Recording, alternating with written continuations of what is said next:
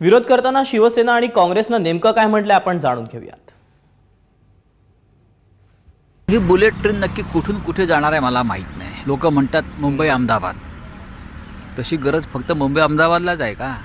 खरं म्हणजे मुंबई ठाण्याचे जे लोकल प्रवासी आहेत ना, आमच्या चर्चगेटपासून वसई विरारला जाणारे आणि विटीपासून अंबरनाथ आसनगावला जाणारे, त्यांना चांगल्या लोकलची गरज आहे। पण हे प्रचंड कर्ज तुम्ही घेणार आहात, त्याच्याऐवजी तुम्ही आमच्या विदर्भातला शेतकरी आहे त्याच्यासाठी कर्ज काढा आणि त्यांना कर्जमुक्त करा।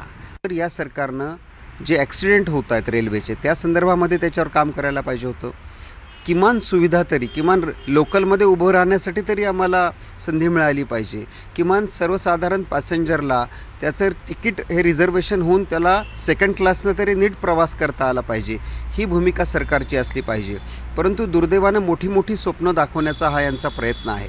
देशात नाही, जगामध्ये कधीही कुठलीही बुलेट ट्रेन, जपानमधल्या सुद्धा बुलेट ट्रेन ह्या प्रॉफिटमध्ये चालत नाही आहेत। त्यामुळं ही बुलेट ट्रेनची संकल्पना ही प्रत्यक्षात न येणारी आहे आणि ज्या पद्धतीने याला प्रायोरिटी द्यायचं या सरकारचा हा प्रयत्न आहे, हा अत्यंत चुकीचा आहे।